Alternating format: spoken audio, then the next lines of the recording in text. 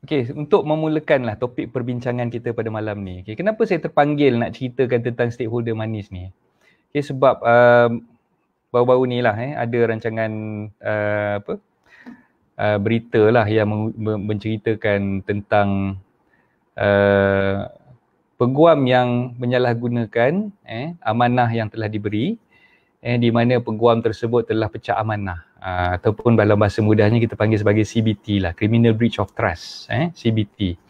Okay, jadi CBT ni merupakan satu jenayah yang besar, jenayah yang serius, yang tak boleh dipandang rendah, tak boleh dipandang enteng lah. Tapi itulah, mungkin ada tuan-tuan perempuan yang tertanya-tanya, kenapa dalam urusan jual beli hartanah, kenapa mesti lawyer tu ataupun peguam yang dilantik tu, sama ada peguam bagi pihak penjual ataupun peguam bagi pihak pembeli, diberikan amanah sebagai seorang pemegang stakeholder. Okey. Sebelum saya cerita lebih panjang lah tentang stakeholder ni, saya nak cuba jelaskan apa yang dimaksudkan dengan stakeholder tu. Okay, stakeholder ni sebenarnya wang amanah, yang mana seorang peguam tu perlu membuka akaun ataupun yang dipanggil sebagai client account lah.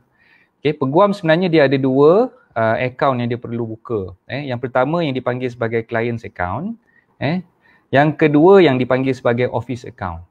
Okay, jadi seorang peguam bila dia nak buka firma guaman, contoh macam saya lah, Tuan Saleh and Isaac kan. Okay, bila saya nak buka firma guaman, saya dimestikan untuk membuka dua akaun yang berbeza yang saya sebutkan tadi. Yang pertama client's account, yang kedua adalah office account. Okay. So bila seorang peguam tu dah buka je firma guaman dia, dia kena buktikan, dia kena tunjukkan bahawa dia dah ada dua jenis akaun yang berbeza. Okay. Tak semestinya dengan bank yang sama, dia boleh buka dua akaun berbeza tu dengan bank yang lain, ataupun dia boleh buat dengan bank yang sama. Contoh, katalah saya buka dengan CIMB, ataupun saya buka dengan Maybank. Okay.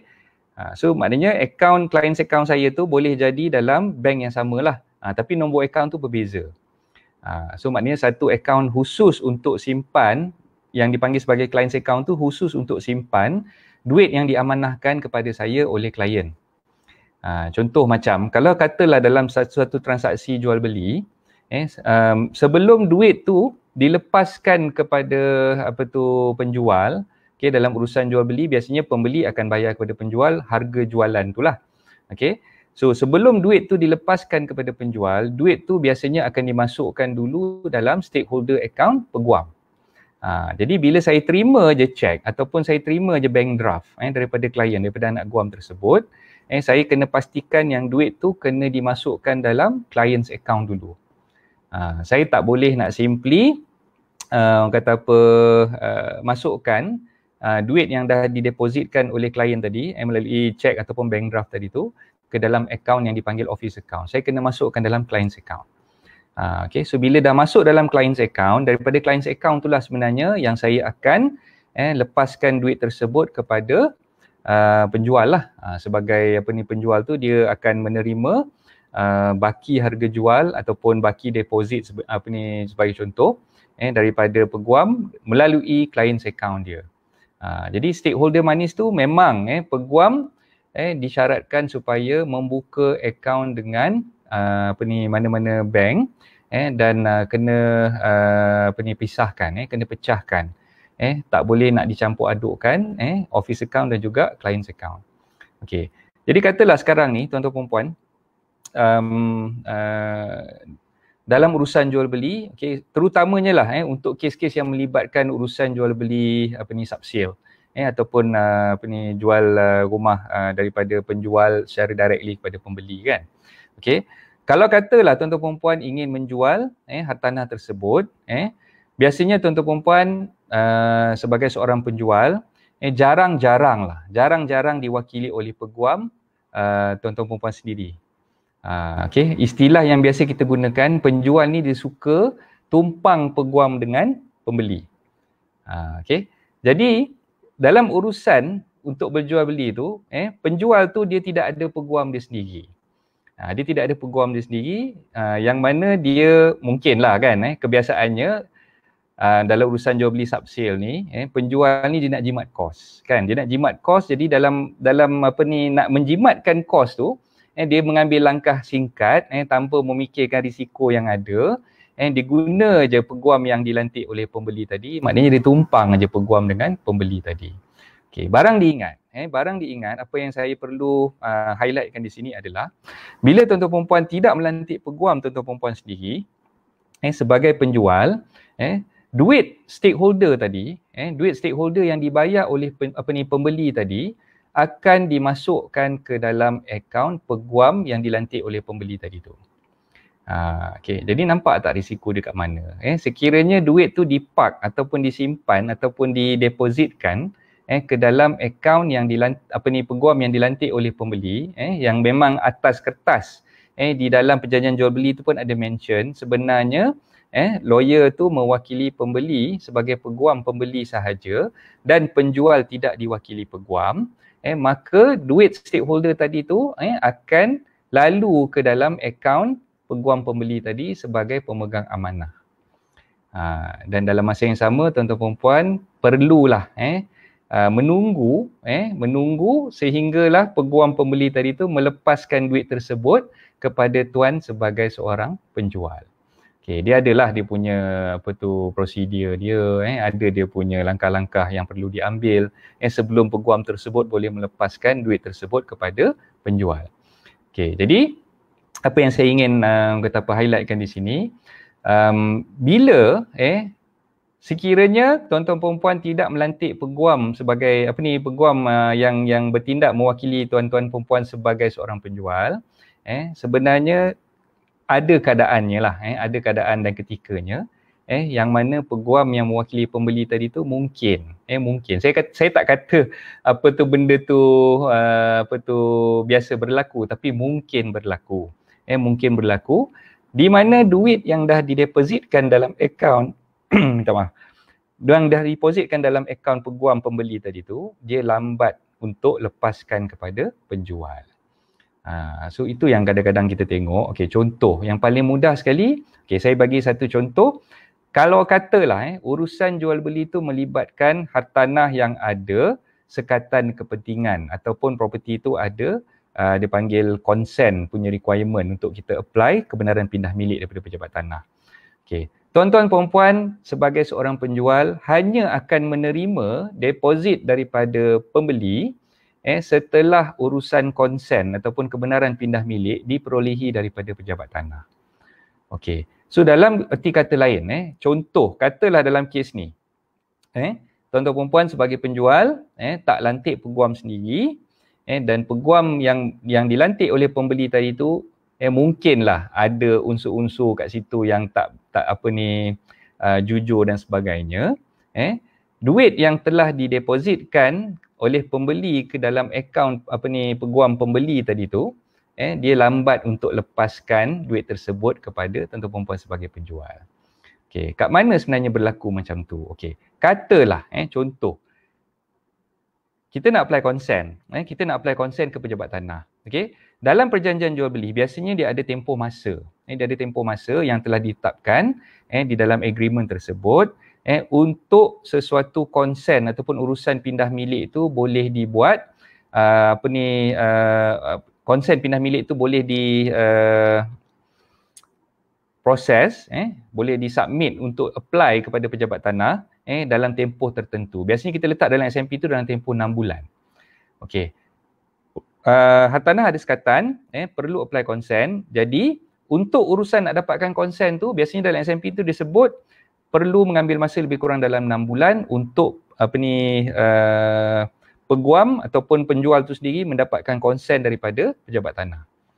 Okey. Katalah dalam urusan nak dapatkan konsen tu. Okey. Sebenarnya konsen tu dah diperolehi lama. Okey, katalah kita apply konsen bulan 1. Bulan 2 tu sebenarnya konsen dah dapat. Duit dah didepositkan oleh pembeli ke dalam akaun stakeholder peguam pembeli tadi. Duit baki deposit lah, yang maksud saya ni baki deposit kan. Okay, so katalah beli rumah harga 200,000. Deposit 10% sepatutnya adalah 20,000.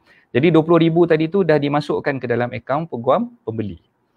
Okay, so bila dah dimasukkan dalam akaun peguam pembeli kan, peguam pembeli ni pula dia bertanggungjawab untuk membuat permohonan untuk dapatkan konsen pindah milik daripada pejabat tanah. Okay, so Dia pun minta lah kita isi borang, minta kita sign, tanda tangan borang dan sebagainya untuk apply consent. Okay, duit tu memang dah depositkan dalam akaun dia. Kan? Lepas tu sampai masa dia submitkan application for consent dekat pejabat tanah tadi tu. Okay. Berlakulah kelewatan di situ untuk pejabat tanah keluarkan consent ataupun kebenaran pindah milik itu daripada pejabat tanah. Okay. So bila berlaku kelewatan di situ, kita sebenarnya sebagai penjual, bila kita call, bila kita telefon lawyer tadi tu, dia boleh menggunakan berbagai-bagai alasan. Okay, berbagai-bagai alasan kenapa konsen tu lambat, kenapa konsen tu masih tak dikeluarkan lagi oleh pejabat tanah. Mungkin atas alasan tersebut, dia delay untuk releasekan duit stakeholder yang dia pegang tadi, yang 10% deposit tadi tu kepada penjual. Okay. Kalau betul lah keadaannya, konsen tu memang tak keluar lagi, tak apa. Tapi ada keadaan yang mana konsen tu dah dikeluarkan oleh pejabat tanah, cuma dia je tak pergi ambil dan dia tidak pergi follow up dengan pejabat tanah sampailah ke sudah. Sebab apa? Dia ada tempoh 6 bulan di situ di bawah SNP. Dia ada tempoh 6 bulan untuk dia pastikan duit tu, duit yang dia dah pegang tadi tu untuk dilepaskan kepada penjual. So tuan-tuan perempuan perlu faham, sekiranya tuan-tuan perempuan tidak melantik peguam, sebagai penjual tuan-tuan perempuan tidak ada peguam sendiri, kena pastikan peguam yang mewakili pembeli ni tadi dia buat kerja dia dengan pantas lah. Dia buat kerja dengan pantas, dia buat kerja dia dengan bersungguh-sungguh, dia kena pastikan yang dia sentiasa follow up dengan pejabat tanah. Kalau katalah konsen tu dah keluar, jangan dia mengharapkan pejabat tanah telefon dia ataupun email dia. Dia kena follow up selalu, dia kena check dengan pejabat tanah, dia kena minta runner dia pergi check dengan pejabat tanah, tengok sebenarnya konsen tu dah diproses ataupun belum. Kalau misalnya kata konsen tu dah diproses dan dah dikeluarkan, sepatutnya tuan-tuan puan sebagai penjual boleh mendapatkan salinan surat konsen tersebut daripada pejabat tanah sendiri. Sebab konsen yang dikeluarkan oleh pejabat tanah, dia akan keluarkan dalam triplicate. Ada 3 kopi, 3 salinan. 1 kepada penjual, 1 kepada pembeli, 1 lagi kepada peguam. Okay, jadi tuan-tuan perempuan sebenarnya boleh cek sendiri. Kalau katalah tuan-tuan perempuan rasa sangsi, dah tunggu ni sampai 4 bulan ni konsen tak keluar-keluar lagi. Apa cerita ni kan? Call peguam tu kadang-kadang susah nak angkat telefon. Cek dengan kerani dia selalu kata benda tu tak ada lagi lah apa semua kan. Yang peguam ni sendiri tak angkat telefon kan. Jadi apa yang tuan-tuan perempuan boleh buat dalam keadaan yang macam tu, tuan-tuan perempuan boleh cek sendiri dengan pejabat tanah, boleh pastikan pejabat tanah mana yang proses urusan untuk dapatkan konsen tersebut, dan boleh telefon terus pejabat tanah ataupun pergi sendiri pejabat tanah untuk pastikan yang sebenarnya konsen tu dah keluar ataupun belum. Okay, so yang berbalik kepada urusan stakeholder tadi yang saya ceritakan sebagai wang amanah yang dipegang oleh peguam tadi. Okay, kenapa berlakunya kes-kes di mana peguam tu simpan duit tu, dia peram duit tu, dia tak nak lepaskan duit tu cepat-cepat kepada penjual. Okay, ada beberapa situasi ataupun ada beberapa senario lah di situ. Okay, pertamanya, so bila tuan-tuan perempuan tak lantik peguam penjual sendiri, ada ketikanya pembeli ni dia berpakat dengan lawyer dia. Okay, saya bukan nak cakap buruk, tapi saya ceritakan benda ni, benda yang memang orang kata apa, pernah berlaku melalui pengalaman saya sendiri, dan orang kata apa, perkara tu tak mustahil untuk berlaku. Okay, pembeli tu berpakat dengan lawyer dia sendiri untuk sengaja delaykan, sebab pembeli tu sebenarnya tak depositkan lagi duit 10% tu kepada peguam dia. So maknanya duit 10% deposit tadi tu belum ada lagi kat tangan peguam dia. So dia sendiri dah berpakat dengan lawyer tu, dia cakap okey, tuan boleh tak kita lambatkan sikit sebab duit tu tak ada lagi kat tangan saya. Saya nak bayar duit tu pada tuan untuk stakeholder tu, duit tu tak ada lagi kat tangan saya. Jadi boleh tak kalau tuan delaykan sikit application untuk consent to transfer tadi tu. Okay, sebab dia dah tahu dah, okay, lawyer penjual tak ada kan. So penjual tumpang guna lawyer yang sama. Jadi dia berpakat dengan lawyer dia, dia minta benda tu didelaykan dan lawyer dia pun buat lambat lah benda tu. Tu keadaan yang pertama. Yang kedua, mungkin pembeli ni tak berpakat pun dengan lawyer dia. Dia dah depositkan dah duit 10% deposit tu kan. Duit tu memang dah ada dah kat tangan lawyer tu. Tapi mungkin dalam keadaan contoh, katalah property tu berharga 5 juta lah katakan. 5 juta maknanya 10% ada 500,000. 500,000 didepositkan dalam akaun stakeholder peguam tadi tu. Okay, kalau peguam tu jenis orang yang tak amanah, besar kemungkinan dalam tempoh 6 bulan yang diberikan untuk apply consent tadi tu, dia boleh gunakan macam-macam cara untuk ambil advantage di situlah. Saya bukan nak cakap benda tu nak memburukkan sesiapa, tapi tuan-tuan perempuan perlu berhati-hati. Perlu berhati-hati sebab saya cerita ni berdasarkan pengalaman saya, dan ada ketikanya yang memang benda tu disengajakan lewat untuk proses dapatkan konsen dan sebagainya ni disengajakan lewat, sebab urusan-urusan macam ni sebenarnya boleh kata apa diambil kesempatan lah oleh orang yang tak bertanggungjawab. Oleh orang yang tak jujur, dia gunakan duit tu untuk tujuan-tujuan yang tertentu, sementara nak tunggu benda tu selesai. Jadi bila dia delay, dia drag benda tu lama sikit, dalam masa yang panjang tu dia bolehlah gunakan sementara duit tu. Inilah yang berlaku, yang mana ada di kalangan peguam-peguam ni yang pecah amanah. Yang pecah amanah, yang masuk kes bawah CBT dan sebagainya, dikendaki polis dan kata apa, ada tindakan-tindakan guaman ataupun tindakan jenayah yang diambil, dan ada yang dah masuk jail dah pun.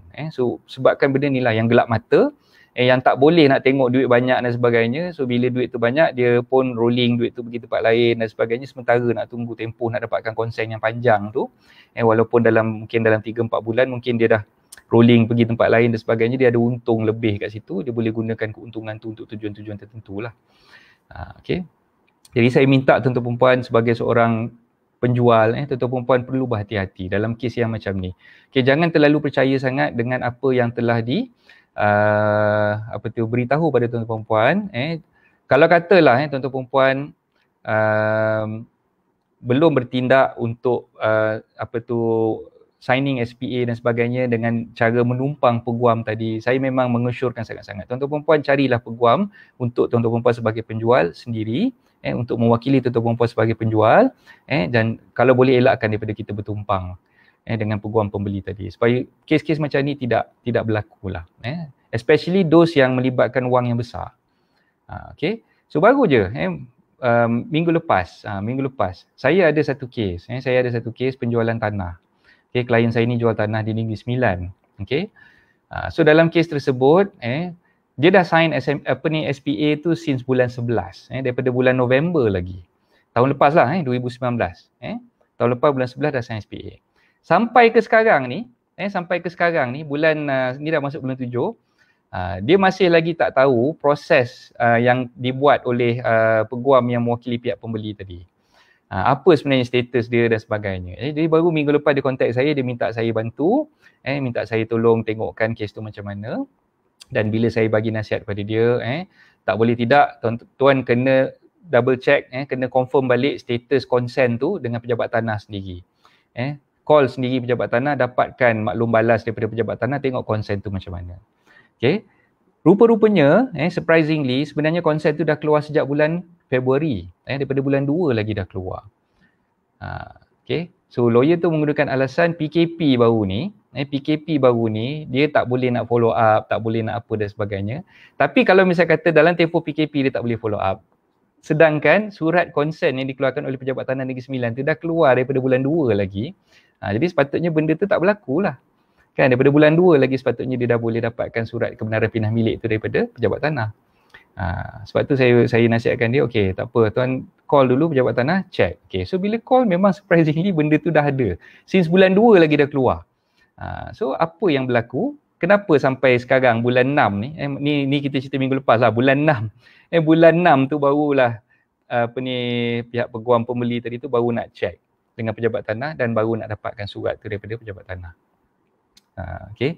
Jadi saya ingatkan lagi sekali, kalau boleh dalam urusan penjualan, tak kira lah anda jual rumah yang berharga 150,000 ke, 100,000 ke, bawah 100,000 ke, ataupun rumah yang berharga juta-juta ke, tanah yang berharga berpuluh-puluh juta sekalipun, saya nasihatkan tuan-tuan perempuan, ambillah peguam untuk mewakili tuan-tuan perempuan sebagai penjual sendiri.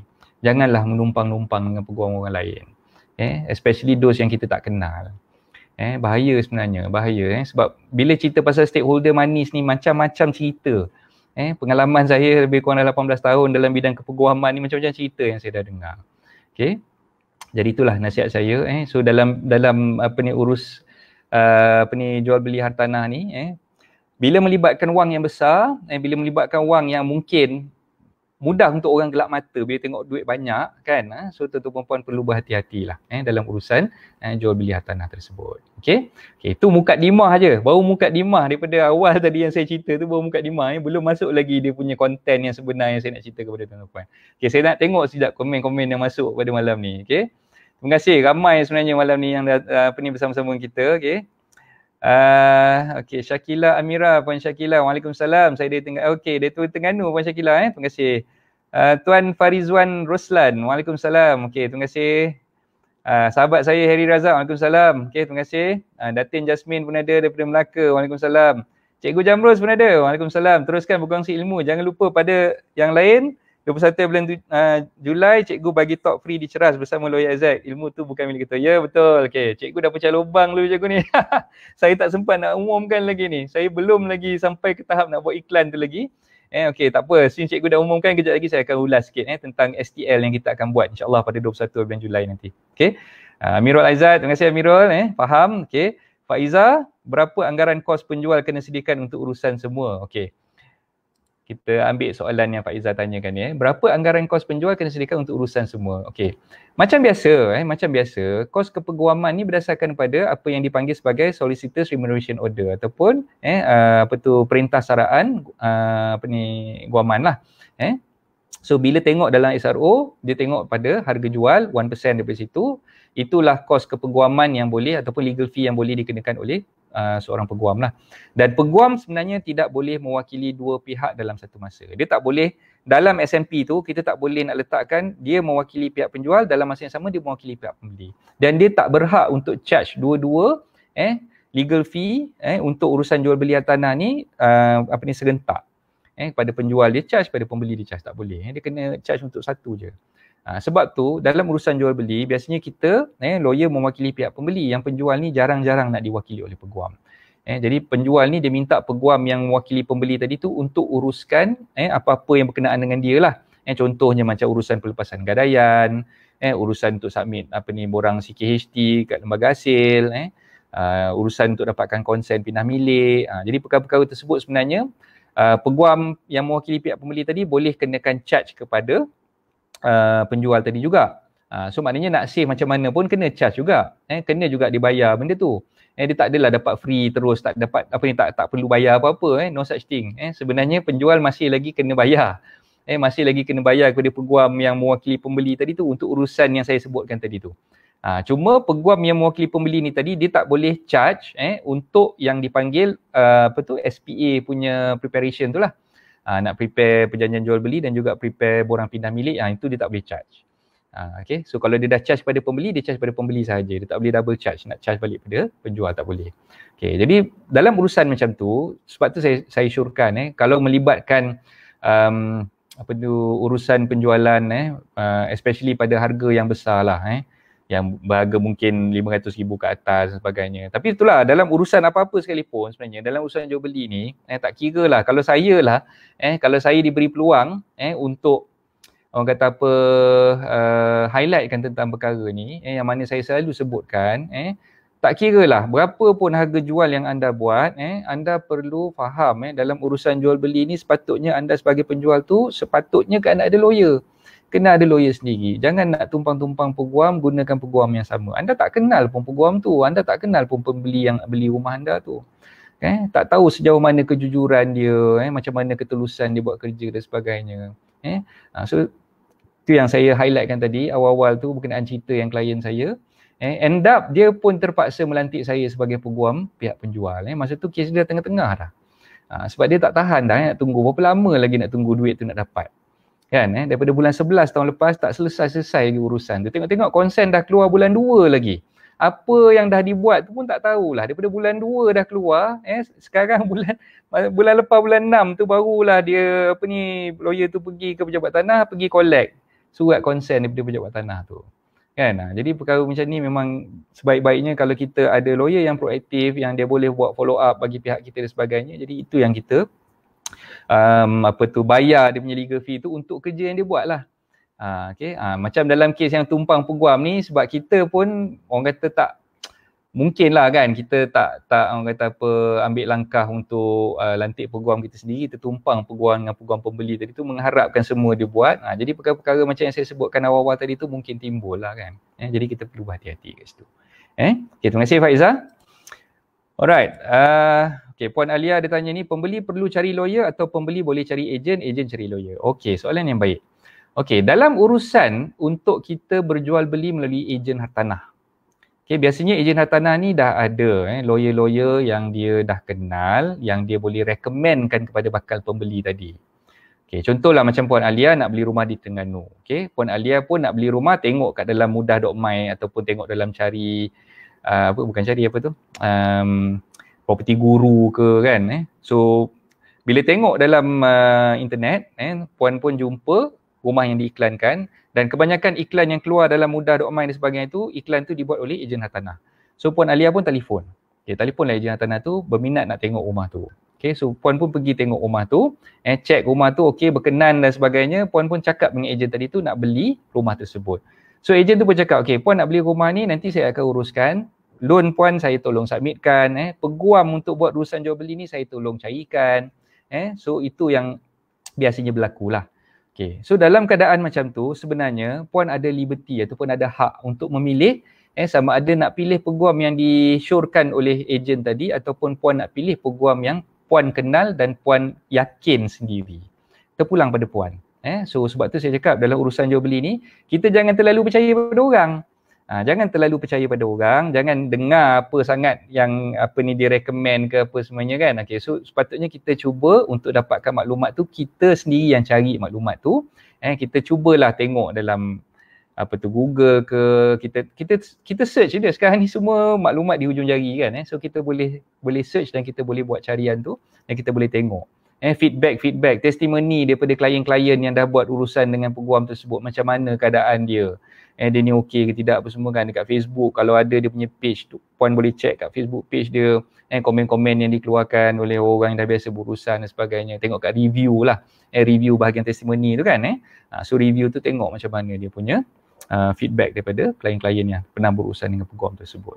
Okay, so dalam nak menjawab soalan Puan tu, sebenarnya hak tu terletak pada Puan sendiri sebagai pembeli. Nak lantik peguam yang disyorkan oleh ejen tu pun boleh, ataupun Puan sendiri nak cari lawyer lain pun boleh, tak ada masalah. Okay, jadi bagi saya yang penting Puan kena buat research dan Puan kena betul-betul yakin. Bila dah yakin baru lantiklah peguam yang Puan nak lantik tadi. Okay.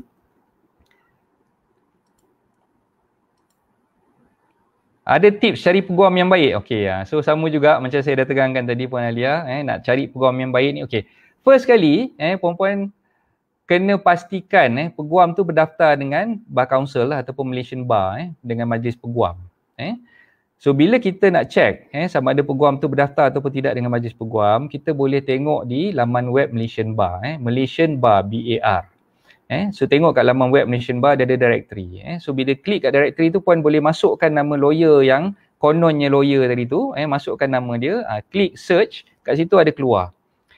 Dia punya nama firma guaman dia, start dia call to the bar ataupun dipanggil diterima masuk sebagai peguam bila peguam cara, tarikhnya bila, dia ada cawangan lain ke tidak, semua ada dalam directory Malaysian Bar tu. Okay, so itu untuk memastikan bahawa peguam tu berdaftar dengan majlis peguam lah. Itu yang pertama. Yang kedua, bila Puan nak tengok sama ada peguam tu bagus ataupun tidak dalam bidang hartanah, dalam bidang conveyancing, dia panggil conveyancing, mungkin Puan boleh call dulu. Call dulu, tanya dengan dia. Okay, tanya dengan dia dan tengok cara dia jawab macam mana, tengok cara dia berurusan dengan Puan macam mana, sama ada dia nampak profesional ataupun tidak, dan itu untuk orang kata interview punya part lah. Nak tengok sama ada peguam ni. Okay. So katalah Puan nak tahu sama ada dia ni profesional ataupun tidak, mungkin Puan boleh tanya soalan. Okay, saya bagi satu contoh lah. Satu contoh soalan nak tengok sama ada peguam ni okey, dia mahir dalam bidang conveyancing ke tidak. Okay, Puan tanya dia macam ni. Okay, Encik, saya nak beli rumah. Ini rumah pertama saya. Ini rumah pertama saya. Okay, ada tak apa-apa special perks? Ada tak apa-apa special package untuk pembelian rumah pertama daripada kerajaan? Cuba tanya macam tu. Cuba tanya macam tu. Okey, jawapan dia mesti jawapan dia mesti ada salah satu daripada apa yang saya nak ceritakan ni. Okey, antara jawapan yang dia boleh bagi adalah, okey, kerajaan sekarang ni melalui package kata apa untuk perumahan pertama ni, dia memberi peremitan. Okey, keyword dia peremitan. Okey, bahasa lain ni kita panggil diskaun lah. Peremitan untuk duty stamp bagi pembeli yang membeli rumah pertama. Okey, tu mesti ada dalam salah satu jawapan yang dia akan bagi. Okey, kalau misal kata dia tak cerita pasal benda tu, cuba puan tanya dia balik. Puan tanya dia balik, "Encik, apa ni, saya sebagai pembeli rumah pertama ni kan, saya nak dapatkan peremitan duty stamp daripada lembaga hasil. Okey, saya nak dapatkan peremitan duty stamp daripada lembaga hasil. Encik boleh tolong uruskan ke tidak?" Okey, kalau dia kata urusan tu dibuat sendiri oleh puan sebagai pembeli, dan tak payah nak panjangkan cerita, nak lantik peguam tadi tu, sebab urusan tu sebenarnya peguam tu juga yang akan buat. So kalau dia kata itu kena buat sendiri, maknanya pembeli tu kena submit sendiri permohonan kepada LHDN untuk dapatkan peremitan ataupun diskaun duty stamp tu, tak payah nak membongak lah orang kata. Itu semua membohong je. Lawyer yang kena tolong uruskan, submit dia punya SD, akuan berkanon, submit dia panggil adjudikasi lah, kena buat adjudication tu, lawyer yang akan buatkan bagi pihak pembeli tu sendiri. So kalau lawyer tu cerita macam tu, dia suruh puan sendiri yang mohon untuk dapatkan diskaun dan sebagainya, maka peguam tu bukanlah peguam yang mahir dalam bidang conveyancing. Okay, so itu antara tips yang saya boleh bagilah. Puan cuba dulu tengok macam mana lah. Itu salah satu cara. Dan seterusnya macam yang saya ceritakan tadi lah, puan boleh tengok feedback ataupun testimoni daripada mereka yang dah biasa berurusan dengan peguam tersebut. Okey, saya nampak nama Tuan Zainur Muhammad Zainal. Waalaikumsalam. Okey, nampak nama Tuan Sarizan, sahabat kita daripada Pahang ni, daripada Pekan. Waalaikumsalam. Okey, terima kasih. Azwan Hatanah pun ada. Waalaikumsalam. Terima kasih. Okey. Kita tengok Cikgu Abdullah Osman ada tanya apa ni. Salam coach. Waalaikumsalam. Kalau markup loan duit tersebut akan dipegang okey peguam dahulu. Okey ke oleh ni? Oleh kot. Oleh peguam dahulu sebelum dilepaskan kepada pembeli. Ada ke kes peguam yang ambil duit tersebut dan apa tindakan yang boleh diambil oleh pembeli untuk dapatkan hak dia kembali? Oh, kes markup Dalam kes markup ni macam mana pun cikgu kena faham urusan untuk melepaskan duit daripada bank akan dibayar kepada peguam sebagai stakeholder. So maknanya macam yang cikgu tanya ni, memang duit tu akan lalu ke akaun lawyer dulu sebagai stakeholder. So daripada akaun lawyer tu dia akan pecahkan lah. Mana yang hak untuk pembeli dipulangkan balik kepada pembeli, mana yang hak untuk penjual daripada harga jual yang dah diperolehi itu dia akan lepaskan kepada penjual lah. Okay, so macam yang cikgu cakap tadi, kalau katalah peguam tu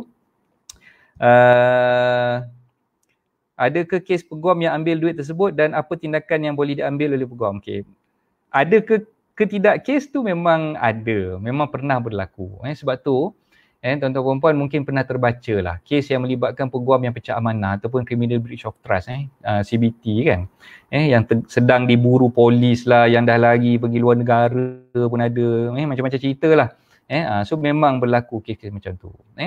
Jadi sebab tu kalau boleh tindakan yang nak ambil oleh pembeli tu memang dia kena buat tindakan undang-undang lah. Dia kena buat tindakan undang-undang. Sama ada tindakan kriminal, tindakan laporkan kepada polis untuk tindakan jenayah, polis tangkap peguam tadi tu, ataupun tindakan civil lah. Tindakan civil ni antaranya yang tuan-tuan perempuan boleh buat adalah melaporkan perkara tersebut kepada majlis peguam. Melaporkan kepada majlis peguam. Dia adalah apa dia panggil badan disiplin. Dalam majlis peguam ni ada badan disiplin. Dia kena kenal pasti peguam yang buat CBT dan sebagainya, dia akan ambil tindakan. Sama ada tindakan tu lesen peguam tersebut boleh tarik balik, ataupun boleh digantung, ataupun dia terus dismembered dia lah, terus buang dia daripada disbar dia daripada menjadi seorang peguam lah. So tu antara tindakan-tindakan cikgu boleh ambil lah kalau berlaku benda tu pada cikgu. Saya syorkan buat dua perkara tadi, laporkan pada polis dan juga laporkan pada majlis peguam. Sebab tuan-tuan perempuan, satu lagi saya nak cerita lah. Setiap peguam dia perlu mendapatkan apa yang dipanggil PII ataupun Professional Indemnity Insurance daripada syarikat insurans. So untuk mendapatkan lesen peguam, sebenarnya peguam kena beli polisi insurans daripada insurance company untuk insure diri dia. atas apa? Atas negligence ataupun atas apa-apa perkara yang melibatkan apa ni, negligence apa kelalaian, kecuaian, macam itulah kan. Jadi dalam kes-kes macam ni, bila tuan report kepada majlis peguam, boleh ambil tindakan pada peguam tadi tu untuk dapatkan balik, untuk menuntut balik duit yang peguam tu dah bawa lagi tadi. So maknanya insurans yang akan investigate dan dia akan bayar lah kalau tuntutan tu dapati benar lah. So insyaAllah benda tu boleh diselesaikan. Tu antara cara yang boleh disyorkan lah. Okey, apa lagi soalan yang masuk ni? Okey, sekejap saya nampak. Okey, Tuan Din Kasim. Waalaikumsalam. Saya keliru. Kalau pembeli direct terus peguam, adakah peguam akan uruskan melalui ejen juga? Perantaraan, urusan. Saya keliru sebenarnya baca soalan Tuan Din ni. Kalau pembeli direct terus peguam, adakah peguam akan uruskan melalui ejen juga, perantaraan, urusan? Okey, tak. Kalau misalnya kata Cik Din dah lantik peguam sendiri, kenapa nak kena melalui ejen lagi?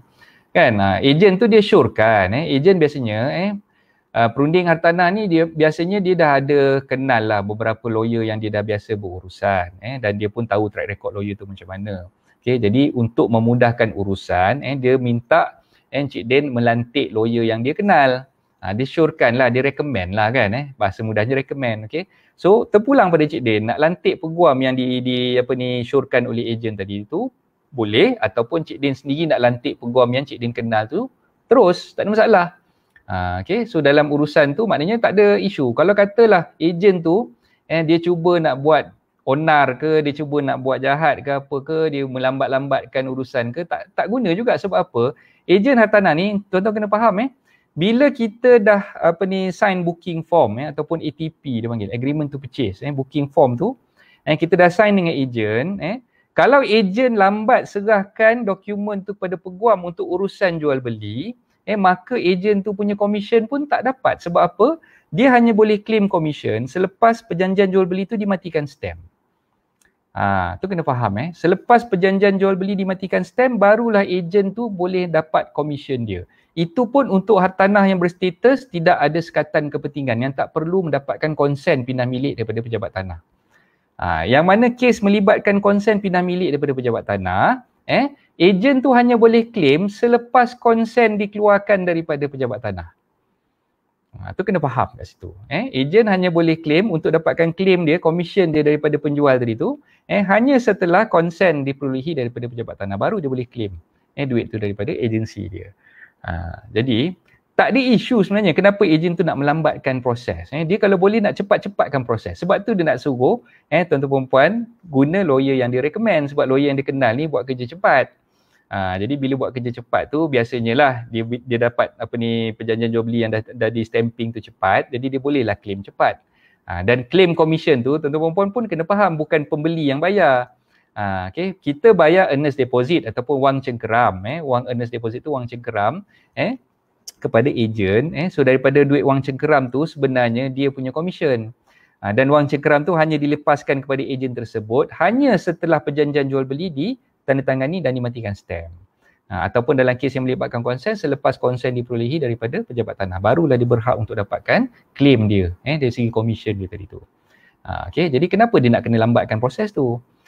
So tu yang dia kadang-kadang dia risau, takut kalau kita lantik peguam kita sendiri, tuan-tuan perempuan lambat bertindak di situ. So mungkin peguam yang dia tak kenal tu, nak follow up pun dia tak tahu apa semua kan. So tu yang menyebabkan proses tu jadi lambat dan dia punya claim pun lambat lah. Jadi itulah dalam mana-mana urusan jual beli, biasanya pembeli disyorkan untuk guna pakai lawyer yang dia kenal, ataupun kalau dia tak ada mana-mana lawyer yang dia kenal, dia boleh je guna selidik dulu latar belakang lawyer-lawyer yang disyorkan oleh ejen tadi tu, tengok dululah track record dia macam mana dan sebagainya, baru tuan-tuan perempuan boleh melantik ejen lawyer tersebut yang dah disyorkan oleh ejen tadi. Okey. Okay, boleh Google dan tengok bahagian review serta rating peguam berkenaan. Yes, betul. Terima kasih Cik Fadil. Banyak ni yang tanya soalan ni. Baik, terima kasih Coach. Sangat membantu jawapan tu. Okay, sama-sama. Okay. Semoga dia permudahkan Puan Alia. Puan Alia nak jual ke nak beli rumah ni? Kalau nak jual rumah ke, nak beli rumah ke dekat Terengganu tu, bagi tahu apa ni rakan-rakan, adalah few rent yang saya kenal berada di area Terengganu dekat Pantai Timur tu. InsyaAllah nanti saya boleh panjang-panjangkan nombor telefon mereka. Puan Nur Hashimah, Waalaikumsalam. Okey, terima kasih. Okey, Cik Din ni, yuran guaman untuk SNP adalah dari pembeli. Adakah dari penjual juga ada yuran guaman kerana saya adalah penjual? Macam saya cakap, kalau katalah Cik Din nak lantik peguam yang mewakili Cik Din sebagai penjual, ada yuran guaman yang Cik Din kena bayar. Ada yuran guaman yang Cik Din kena bayar. Okey, contoh katalah sekarang ni Cik Din nak jual rumah. Okey, katalah harga rumah Cik Din tu 100,000. Okey, yuran guaman untuk Cik Din lantik penjual sebagai penjual, Cik Din nak lantik peguam yang mewakili Cik Din sebagai penjual, yuran guaman yang kena bayar kepada peguam tersebut adalah, okey, saya boleh bagi estimation lah, saya boleh bagi dia punya rough estimation ataupun nak congak kat situ berapa. Okay, 1% daripada harga jual tadi, which is 1,000 lah. So harga jual 100,000, maknanya 1% dari situ 1,000 yang kena bayar kepada lawyer tu. Okay, on top of that, Cik Din kena bayar juga dia punya disbursement. Disbursement ni macam, okay, contohlah dia punya runner, dia punya urusan transportation, dia punya urusan kata apa, angkat sumpah, dia punya urusan stamping, adalah perkara-perkara yang kena kita tengok dalam disbursement tersebut. Okey. Jadi kalau lagi mahal rumah tu, lagi mahal lah dia punya legal fee. Jadi kalau katalah dalam urusan sekarang ni Cik Din tak lantik peguam, dan tumpang saja dengan lawyer pembeli tadi tu, okey. So lawyer pembeli tu takkan kenakan yang 1% tadi tu. So maknanya 1,000 yang Cik Din kena bayar kepada lawyer yang kalau Cik Din lantik lawyer sendiri untuk penjual, Cik Din kena bayar kepada dia 1,000. Tapi kalau Cik Din tak lantik lawyer Cik Din sendiri sebagai lawyer penjual, Cik Din tumpang saja peguam pembeli tadi tu, maka 1,000 tadi tu bolehlah diselamatkan. Bolehlah dijimatkan, bukan diselamatkan, dijimatkan. Tak payahlah nak bayar 1,000 lagi kepada lawyer yang Cik Din tumpang, lawyer peguam pembeli tadi tu. Tapi dalam kes yang tertentu, okey, lawyer yang mewakili pembeli tadi tu dia akan bantu Cik Din untuk urusan-urusan lain. Okey, contoh melepaskan gadaian. Okey, melepaskan gadaian dengan bank lah kalau hutang rumah Cik Din tu ada hutang lagi. Lepas tu urusan untuk submit CKHT, cukai keuntungan harta tanah pun sama juga, lawyer tu akan buatkan untuk Cik Din sebagai penjual. Kalau rumah tu ada consent, kena apply consent. Dan lawyer tu juga yang kena uruskan untuk Cik Din. Kan? Okay. So dari tiga-tiga urusan ni dia kena charge. So setiap urusan ni adalah charges dia. Bukannya totally free, kena bayar juga. Cuma yang boleh dijimatkan tu yang 1,000 tadi itulah. Sebab kita tak bayar untuk dia punya cost professional charges dia untuk SNP punya penyediaan tu. Sebab yang tu dibayar oleh pembeli. Okay. Faham Okay. Kalau tak faham nanti PM saya. Nanti kejap lagi saya sharekan. Lupa pula nak sharekan. Saya kongsikan nombor handphone saya kat bahagian ruangan bawah ni. So tuan-tuan perempuan yang nak bertanyakan soalan boleh tanya soal boleh WhatsApp kepada saya nanti okey.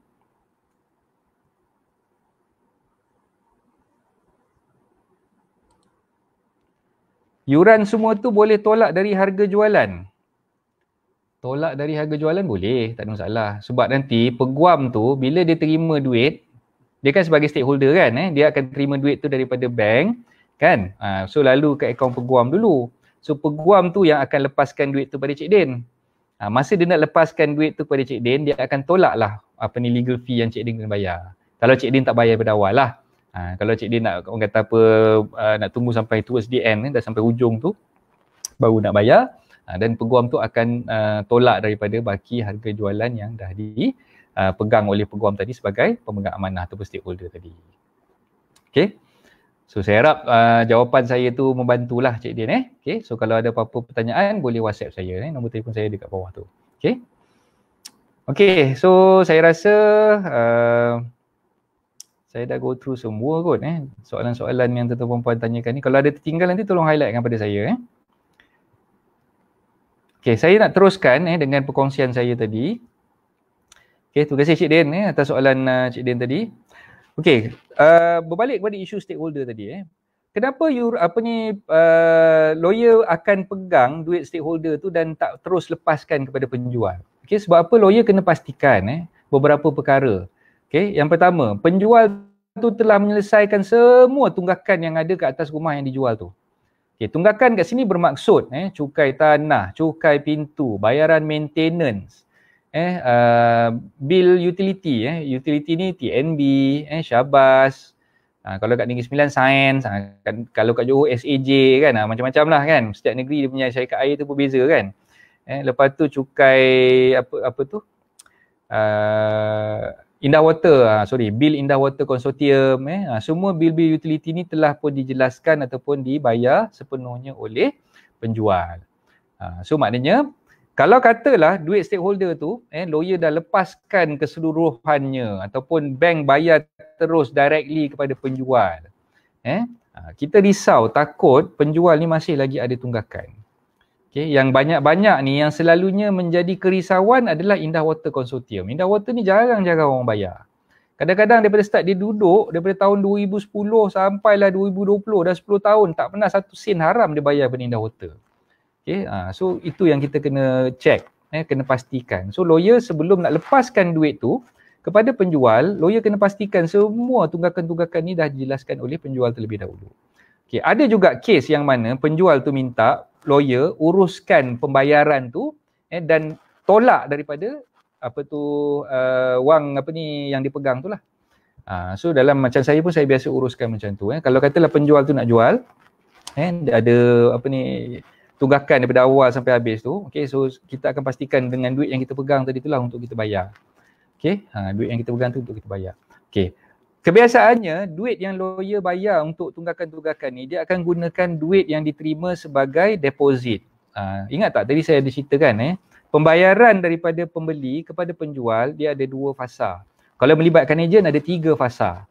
Ada 3 fasa kalau melibatkan ejen lah.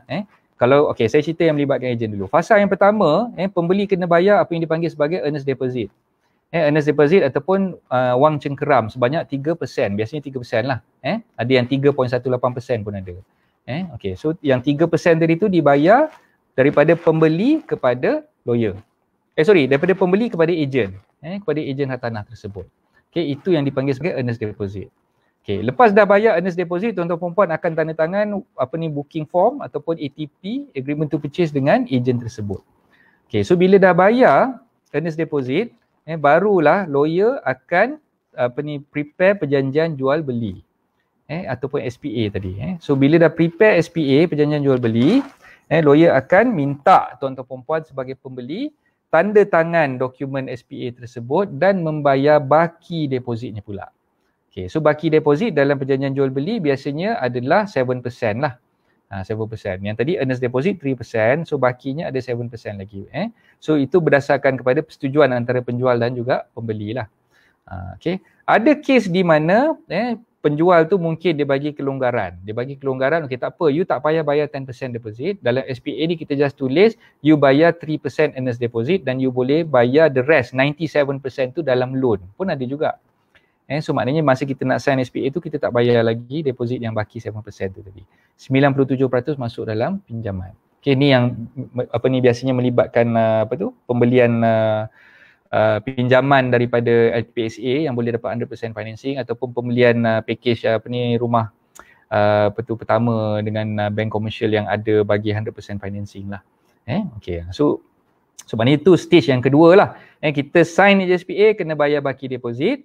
Bila dah bayar baki deposit tu barulah duit deposit tu dipegang. Okey, duit deposit tadi tu dibayar kepada peguam lah. Dibayar kepada peguam dan peguam akan gunakan yang 7% baki deposit tadi tu untuk menyelesaikan semua tunggakan-tunggakan yang ada ke atas rumah tersebut. Tunggakan cukai pintu, cukai tanah, maintenance, utility bills. Semua ni digunakan duit daripada baki deposit tadi tu. Okay. So ada lagi baki 90%. Ni stage yang ketiga. 90% ni biasanya daripada pinjaman yang tuan-tuan perempuan buat dengan pihak bank. Okay. So daripada pihak bank tadi dia bayar baki 90% tadi tu kepada peguam. Peguam sebagai stakeholder akan lepaskan duit tu kepada penjual. Okay. So tadi saya dah highlightkan tentang kepentingan peguam mengambil langkah untuk memastikan semua urusan-urusan tunggakan tu dah dibayar oleh penjual kepada pihak-pihak yang berkenaan. Kalau penjual tak bayar, maka peguam berhak untuk tolak siap-siap daripada baki yang dah dilepaskan oleh bank tadi untuk 90% balance tadi tu untuk menyelesaikan tunggakan yang sedia ada. Okay, tapi biasanya lawyer akan tolak daripada yang 7% baki deposit tadi tu. Awal-awal lagi tu lawyer dah gunakan duit tu untuk bayar. Sebab tu ada owner-owner ni kadang-kadang bila dah sign USPA, dia langsung tak terima apa-apa. Langsung tak terima apa-apa bayaran daripada lawyer tu. Sebab apa? Inilah tunggakan-tunggakan ni. Kadang-kadang tunggakan tu tak cukup. Melebihi daripada apa yang dia 7% yang baki deposit yang dia sepatutnya dapat lah. Sebab dia dah guna pakai duit baki deposit tu untuk selesaikan semua tunggakan yang perlu.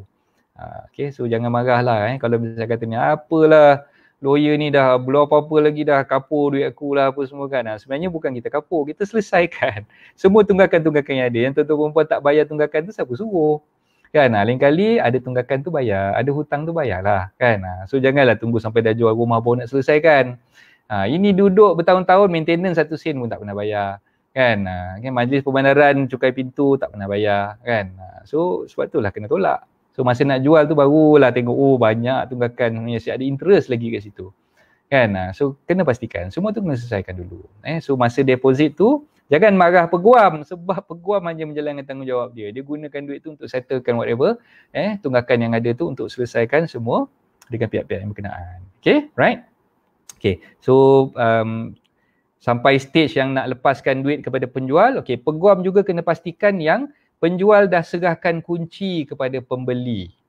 Barulah duit tu boleh dilepaskan kepada penjual. Ataupun satu cara lagi, penjual tu kena serahkan kunci kepada peguam in exchange untuk ambil duit baki 90% tu daripada peguam tu sendiri. Okay, faham Okay, so itulah orang kata apa dia punya senarionya lah. Senario yang mana melibatkan stakeholder manis yang dipegang oleh peguam, macam mana cara peguam tu nak menguruskan stakeholder manis tadi. Okey, apa lagi yang ni? Okey. Tuan Farizwan, penerangannya jelas. Okey, terima kasih. Tuan Fadil Muhsin, okey, tumpang tanya coach, ada tak jawapan nak patahkan hujah peguam yang kerap lewat selesaikan kes yang dipersetujui oleh pelanggan di dalam tarikh perjanjian jual beli? Okey, biasanya ini terjadi apabila berkongsi peguam nampak tidak adil kepada penjual, bermacam-macam alasan lewat bagi mengelakkan interest dikenakan kepada pembeli. Okey. Itulah susah juga nak jawab Fadil punya soalan ni. Trik dia, okey. Kalau dari segi konsen tadi memang trik dia tak ada trik lain lah. Cik Fadil kena berhubung dengan pejabat tanah. Berhubung dengan pejabat tanah, cek sama ada pejabat tanah dah proses ke belum. Okay, orang pejabat tanah ni kadang-kadang kita nak kena follow up selalu. Kita kalau call tak dapat tu kita kena panjat tangga naik pergi jumpa. Okay, itu je cara yang nak percepatkan proses tu. Nak tahu benda tu berjalan ke tak berjalan ke, kita pergi pejabat tanah sendiri.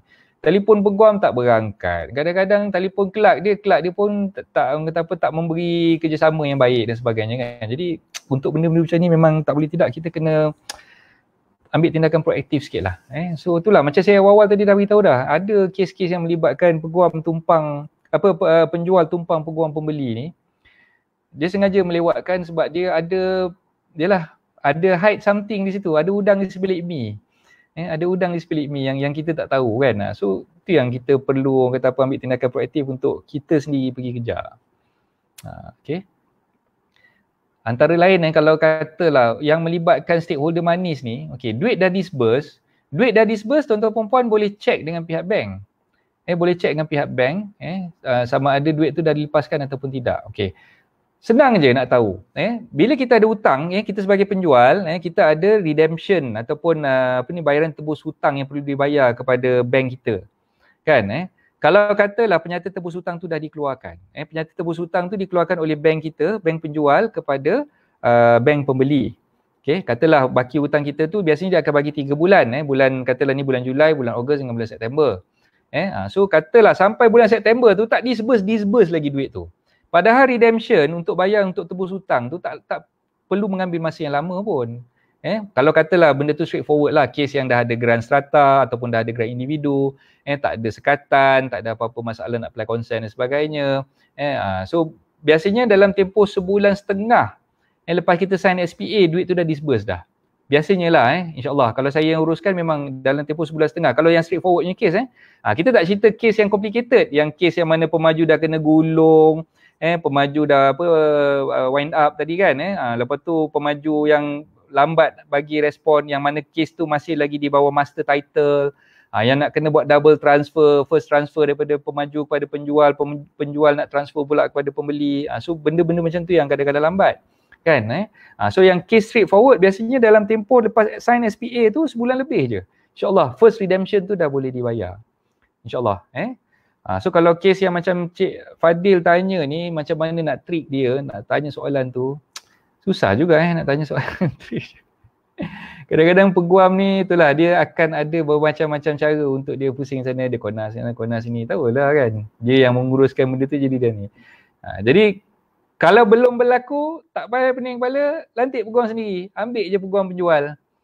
Cik Fadil sebagai penjual lantik peguam sendiri. Tapi kalau Cik Fadil dah terlepas, dah tertanda tangan SPA dan menumpang peguam dekat urusan tu tak selesai-selesai juga, tak terlambat sebenarnya. Kalau at this stage, at this juncture, katalah Cik Fadil nak melantik peguam baru, nak menguruskan benda tu, tak terlambat. Macam yang saya cerita kes yang saya tadi kan, tanah kat Negeri Sembilan tu, tanah tu dia baru nak lantik saya sebagai peguam minggu lepas. Benda tu dah berlangsung. Maknanya kes tu dah mungkin dah almost 50%.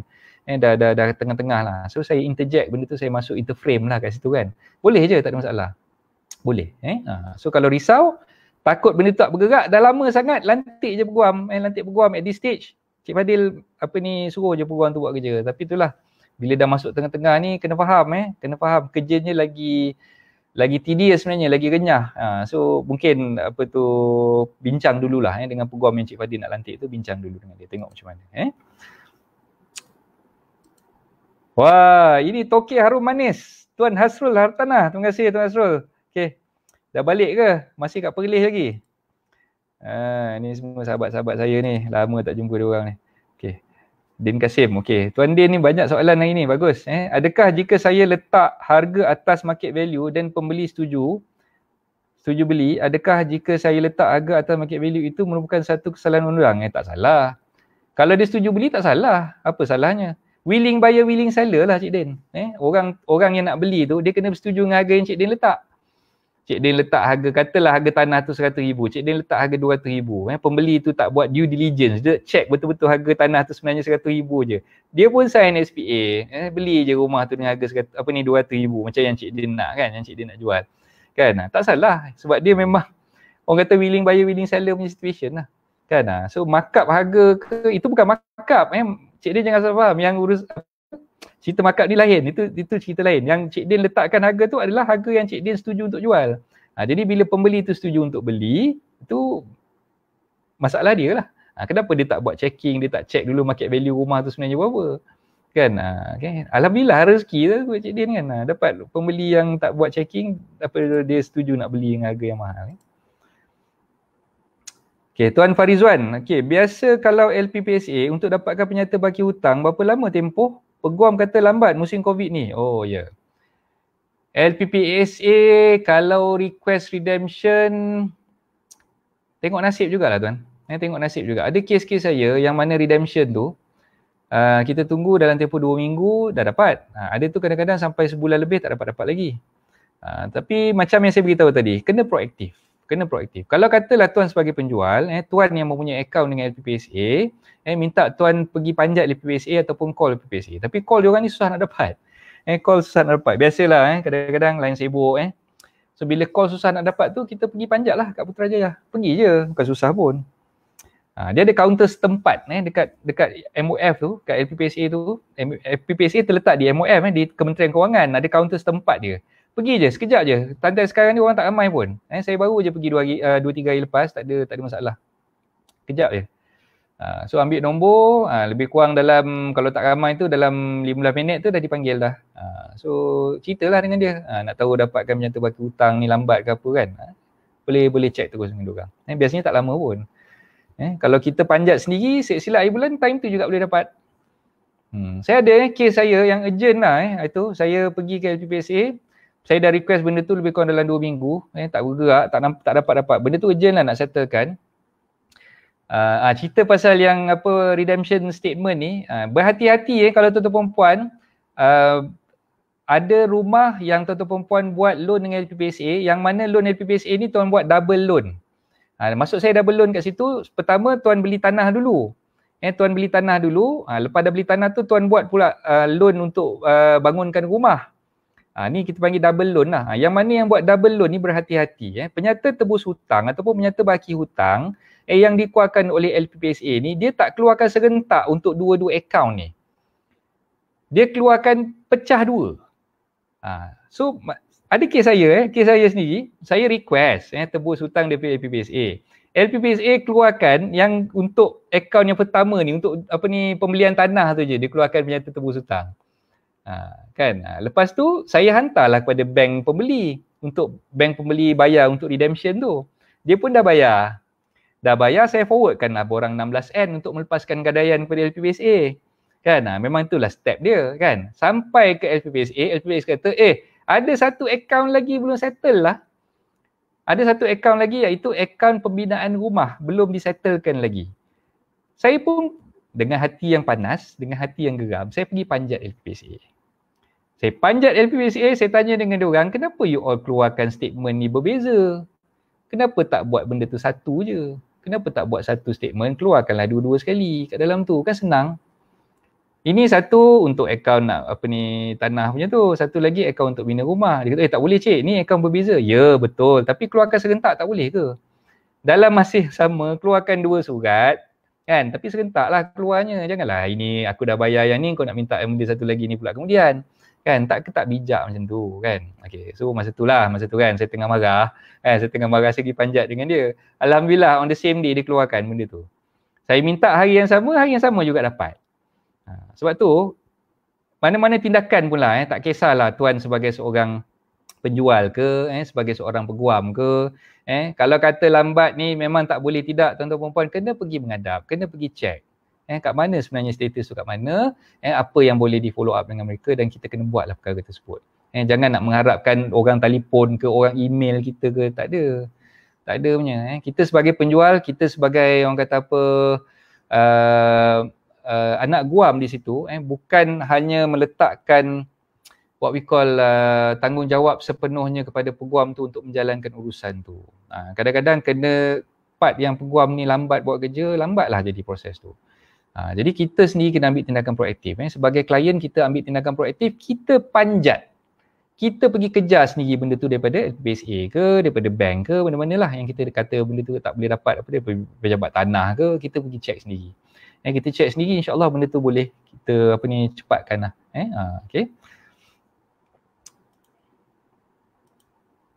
Terima kasih penjelasan jelas. Okey, sama-sama. Wah, Cik Fadil mencerita panjang ni. Ada satu kes, pembeli beli rumah direct kepada pemaju dan membayar bulanan seperti biasa sehingga tarikh tamat yang dipersetujui tanpa melibatkan bank sebagai peminjam. Okey. Pembeli dan pemaju telah membuat perjanjian di hadapan peguam. Okey. Sekiranya pembeli bercadang untuk menjual rumah berkenaan pada masa hadapan, adakah ianya berisiko penipuan yang akan berlaku terhadap tuan rumah itu tadi? Di dalam geran nama pemaju tersebut, mohon beri pandangan coach. Adakah urusan jual beli ini berisiko? Sekejap, saya cuba fahamkan kejap.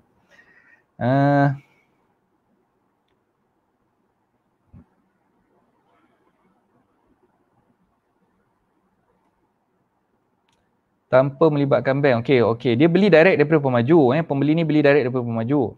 Sebagai peminjam, okey, pembeli dan pemaju telah membuat perjanjian di hadapan peguam. Okey.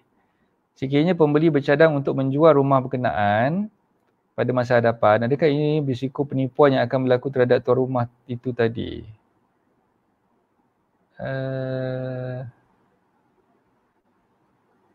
Tuan rumah ni pembeli tadilah kan?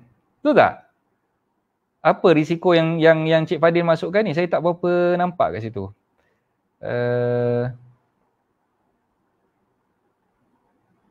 Kalau kita beli daripada pemaju, kan, kita beli rumah daripada pemaju, kita sign SPA tu, yang tu di bawah HDA, Housing Development Act. Di bawah Akta Pemajuan Perumahan. So SMP dengan Akta Pemajuan Perumahan ni dia dah ada standard SPA. So progress payment yang kita bayar macam Cik Fadil kata kita tak buat loan kan. Progress payment kita bayar bulan-bulan kepada pemaju tadi tu. Bila once kita dah habis bayar, dia akan hand over vacant possession kepada kita dapatlah kunci rumah. Dan kalau katalah sekarang ni dia buat hak milik strata, kita dapat grant strata tu sekali. So grant tu dah tukar nama kita. So masa kita nak jual rumah tu nanti, tak ada masalah, jual je. Boleh je jual. Saya minta maaf lah kalau saya tersalah faham, tapi saya tak nampak pun ada risiko di situ dan ada masalah di situ. Di dalam grant nama pemaju tersebut, mohon beri pandangan. Grant nama pemaju, okey, dalam grant nama pemaju, kalau grant nama pemaju, kita punya isu di situ kalau kita nak jual kepada pembeli yang baru nanti, dia akan gunakan deed of assignment sebab dia masih lagi di bawah master title. Di bawah master title. So maknanya pindah milik daripada pemaju belum dibuat kepada kita lah kan. Sebab grant individu ataupun grant stratanya belum dikeluarkan lagi. Banyak kes-kes yang macam tu. Rumah-rumah yang lama-lama under PKNS apa semua tu banyak juga yang belum ada keluar strata title lagi. So kita buat urusan pindah milik tu guna SPA, guna perjanjian jual beli, dan dalam masa yang sama kita akan tanda tangan dokumen yang dipanggil deed of assignment ataupun DOA. So kalau nak tanya cerita panjang lebar tu, mungkin Cik Fadil boleh contact saya lepas ni. So nombor telefon saya dekat bawah tu. Boleh contact saya lepas ni. Saya boleh terangkan insyaAllah. So dalam rancangan live ni saya nak bagi gambaran tu mungkin susah sikit. Okay. Sebenarnya ada live saya sebelum ni pun saya ada terangkan. Pindah milik menggunakan DOA tu. Nanti saya, mungkin Cik Fadil boleh WhatsApp saya boleh bagi link live video yang saya dah sharekan dalam YouTube tu. Mungkin boleh tengok dalam YouTube channel saya lah. Sekejap okay. So terima kasih Cik Fadil tanya soalan. Okay, Cik Din ada tanya lagi ni. Ada lagi soalan lain? Okay. Adakah Tuan juga memberi perkhidmatan kes untuk tuntutan saman menyaman seperti kes yang berlaku antara artis selebriti semasa kini? Oh, ini dipanggil kes saman jenis apa? Dan saya nak tahu yuran guaman yang tak diketahui untuk kes saman menyaman begini. Okey, minta maaf banyak-banyak. Pengkhususan saya hanya dalam bidang hartanah sahaja. Saya memang lawyer conveyancing ataupun lawyer untuk menguruskan jual beli hartanah, buat agreement dan sebagainya. Kes-kes saman menyaman orang ni saya tak buat. Tapi partner saya buat. Okey, nama firm saya tu Salih and Isaac, Tetuan Salih and Isaac. Salih tu partner saya tu adalah lawyer yang pergi ke mahkamah. Jadi mungkin kalau Cik Din nak, nanti saya boleh panjangkan nombor telefon Cik Salih tu. Boleh contact Cik Salih untuk dapatkan dia punya khidmat nasihat lah berkenaan dengan ni. Nanti boleh call saya ataupun WhatsApp saya, nanti saya boleh bagi nombor telefon Cik Salih. So berapa nak kenakan charge apa semua tu kena tanya dia sendirilah. Saya tak berapa pandai sangat bab nak menyaman orang ni sebab saya susah nak bergaduh dengan orang. Saya tak suka nak bermusuh dengan orang. Sebab tu saya tak ambil kes-kes sama menyaman ni. Saya buat kes yang suka membantu orang macam ni lah, beli rumah apa semua ni kan. Tu yang saya punya kerja lah sekarang ni. So sebagai seorang peguam hartanah ataupun dipanggil conveyancing lawyer. Nama pemaju adalah nama sebenar di dalam grant tersebut. Nama pemaju adalah nama sebenar di dalam grant tersebut.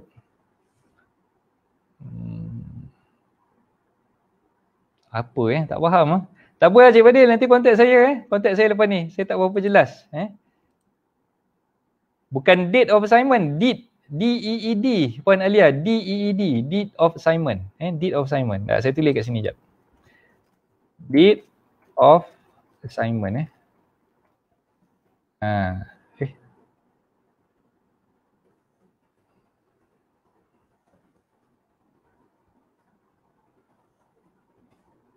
tu dia.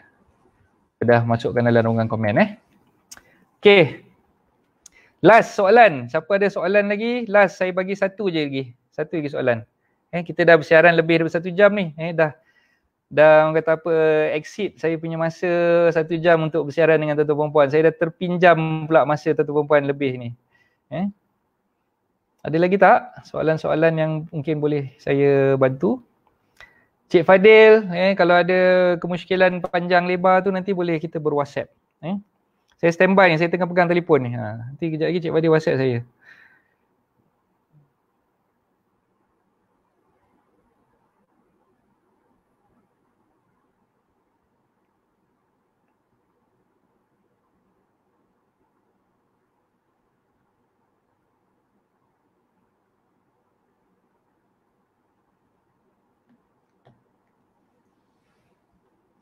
Okey, tak ada nampaknya semua dah okey lah kot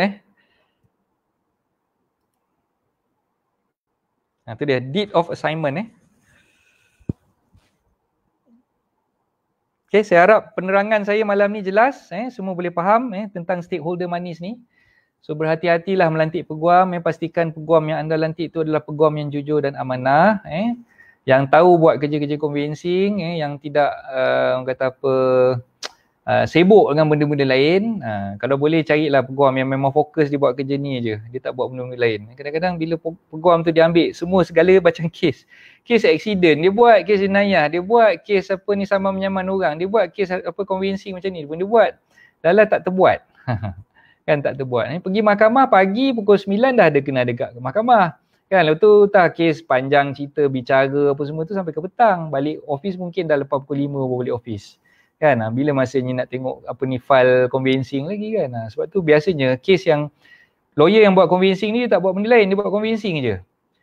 Kalau lawyer yang rojak ni, yang campur aduk ni, dia jadi pening nanti. Pergi court lagi nak kena buat apa-apa semua kan, jadi pening nanti. Jadi saya syorkan tuan-tuan perempuan, pilihlah peguam yang memang memfokuskan urusan untuk buat convincing saja. Kalau firm dia besar, mungkin ramai lawyer tu tak apalah. Kalau dia seorang-seorang, dia lah pergi court, dia lah buat convincing, tak ada orang kata apa yang assist dia, jadi susah lah kalau macam tu kan. Itulah pendapat saya lah Okay, so itu sajalah perkongsian saya untuk malam ni. Saya minta maaf lah kalau saya ada terkasar bahasa, saya ada terguris perasaan tuan-tuan perempuan, mana-mana yang saya tak sengajakan tu saya minta maaf banyak-banyak. Tujuan saya ni nak bagi peringatan, bagi tazkirah, bagi peringatan dan bagi orang kata apa perkongsian tips dan juga maklumat yang penting lah untuk tuan-tuan perempuan tahulah, especially untuk mereka yang mungkin nak jadi penjual yang kali pertama ataupun nak jadi pembeli rumah kali pertama. Jadi berhati-hatilah, berhati-hatilah. Bukan semua orang kat luar sana kita boleh percaya bulat-bulat. Kita kena buat due diligence, kita kena search, kita kena buat kita punya own research sendiri. Kena pastikan yang kita nak lantik peguam, lantiklah peguam yang betul-betul jujur dan amanah. Dan jangan percaya bulat-bulat dengan apa yang kita dengar ataupun direkomendkan oleh orang lain sebagainya. Okay, so insyaAllah kalau ada rezeki kita jumpa lagi dalam minggu hadapan. Kalau saya tak sibuk, insyaAllah saya akan bersiaran macam biasa hari Selasa malam Rabu dan juga hari Jumaat malam Sabtu. 2 kali seminggu. Kalau saya tak sibuk, insyaAllah kalau ada kelapangan tu nanti saya akan war-warkan dalam kita punya Facebook page Hartanah Anda. Teruskan macam yang saya dah beritahu tadi, awal-awal tadi saya dah buat benda ni. Like, subscribe, follow FB page, YouTube channel, Instagram Hartanah Anda. Cari je, search je Hartanah Anda, jumpalah insyaAllah Instagram, Facebook dan juga YouTube kita. Okay, alright. So itu sajalah untuk malam ni. So saya harap perkongsian saya itu mendapat dapat memberikan manfaat kepada tuan-tuan perempuan semua. Dan saya doakan agar tuan-tuan perempuan segala urusan dipermudahkan, murah rezeki, panjang umur dan diberikan kesihatan yang terbaik. InsyaAllah COVID-19 ni berakhir dengan segera. Alhamdulillah tadi tengah hari saya dah dapatlah sembahyang Jumaat setelah sekian lama. Dapatlah orang kata apa menghilangkan kerinduan untuk bersolat Jumaat berjemaah kan. Alhamdulillah. Okay, so insyaAllah kita sama-sama doakanlah insyaAllah semua apa wabak COVID-19 apa-apa sekali wabak penyakit dapat berlalu pergi dengan segeralah. Okay, so Assalamualaikum warahmatullahi taala wabarakatuh. Bye-bye.